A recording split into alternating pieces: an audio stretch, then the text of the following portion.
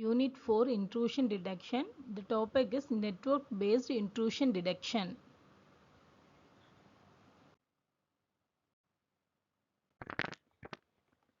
Under this, we are going to see about what is NIDS, types of network sensors, NIDS sensor deployment, example for NIDS sensor deployment, intrusion detection techniques, signature detection, anomaly detection techniques, stateful protocol analysis, logging of alerts. First, what is NIDS? NIDS monitors traffic at selected points on a network or an interconnected set of networks. The NIDS examines the traffic packet by packet in real time or close to real time to attempt to detect intrusion patterns.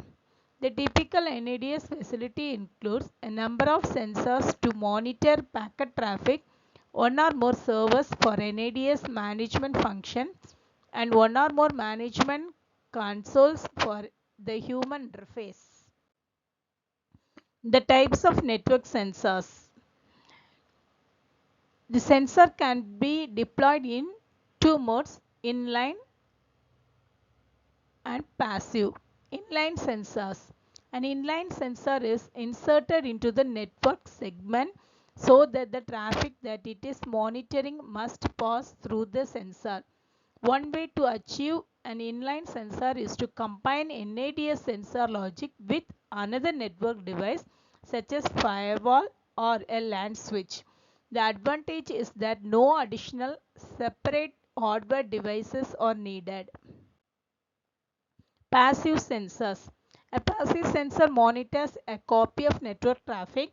The actual traffic does not pass through the device. From the point of view of traffic flow, the passive sensor is more efficient than the inline sensors because it does not add an extra handling step that contributes to packet delay.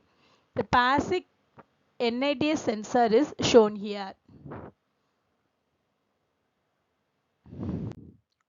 NIDS sensor deployment.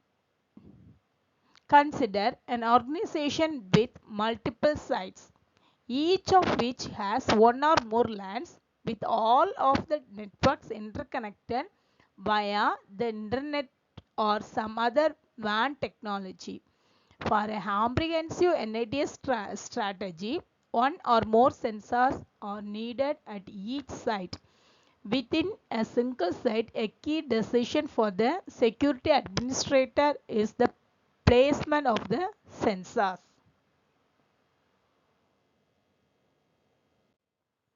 The example of NIDS sensor deployment.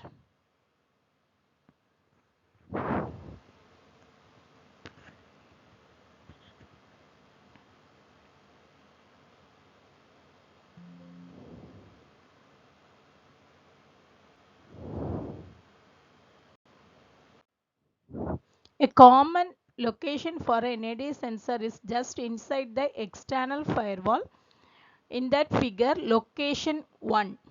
This position has number of advantages.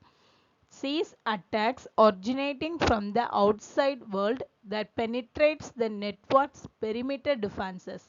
Next, it highlights problems with the network firewall policy or performance.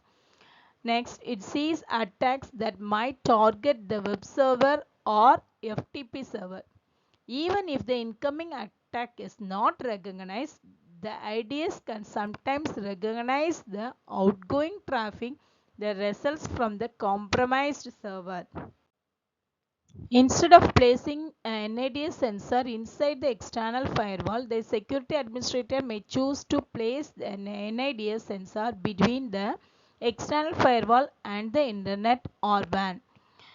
Location 2 in the above figure. In this position, the sensor can monitor all network traffic unfiltered. The advantage is it documents number of attacks originating on the internet that target the network. A sensor at location 2 has a higher processing burden than any sensor located elsewhere on the site network. In addition to the sensor at the boundary of the network, on either side of the external firewall, the administrator may configure the firewall and one or more sensors to protect major backbone networks such as those that support internal servers and database resources. Location 3 in the figure. The benefits of this is it monitors a large amount of network traffic, thus increasing the possibility of spotting attacks. Next is it detects unauthorized activity by authorized users within the organization security perimeter. Thus, a sensor at location 3 is able to monitor both internal and external attacks. Because this sensor monitors traffic to only a subset of devices at that site, it can be tuned to specific protocols and attack types, thus reducing the processing burden. The administrator could configure a firewall and NADS sensor to provide additional protection for all networks or target the protection to critical subsystems such as personal and financial network. In location 4,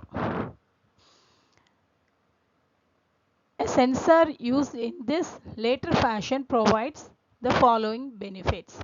It detects attacks targeting critical systems and resources. It allows focusing of limited resources to the network assets considered of greatest value.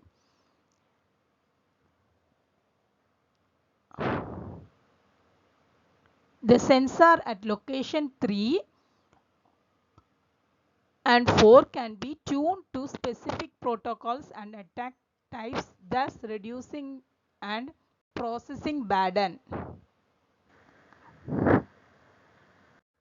Intrusion detection techniques. As with host-based intrusion detection, network-based intrusion detection makes use of signature detection and anomaly detection. Signature detections. The types of attacks that are suitable for signature detections are application layer reconnaissance and attacks, transport layer reconnaissance and attacks, network layer reconnaissance and attacks, unexpected application services, and policy violations.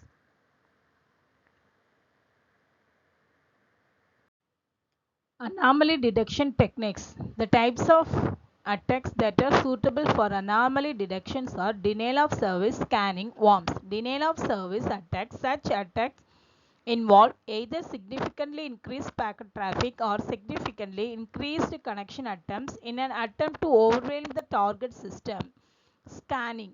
A scanning attack occurs when an attacker probes a target network or a system by sending different kinds of packets. Using the response received from the target, the attacker can learn many of the system's characteristics and vulnerabilities. Thus, it is act as a target identification tool for an attacker. Worms. Worms spreading among hosts can be detected in more than one way. Some worms propagate quickly and use large amount of bandwidth. Worms can also be detected because they can cause hosts to communicate with each other that typically do not, and they can also cause hosts to use ports that they normally do not use. Next is stateful protocol analysis. It compares observed network traffic against predetermined universal vendor supplied profiles of benign protocol traffic. This distinguishes it from anomaly technique trained with organization specific traffic profiles. SPA understands and tracks networks, transport and application protocol states to ensure they progress as expected. The key disadvantages of SPA is a high resource use it requires.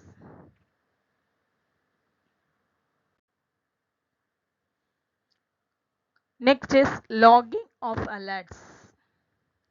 When a sensor detects a potential violation, it sends an alert and logs information related to the event. The NID's analysis model can use this information to refine intrusion detection parameters and algorithms. The security administrator can use this information to design prevention techniques. The typical logged by NID sensor includes the following: timestamps, connection or session ID, event or alert type, rating, network transport and application layer protocols, source and destination IP address, source and destination TCP or UDP or ICMP types and codes, number of bytes transmitted over the connection, decoded payload data such as application requests and responses, state related information.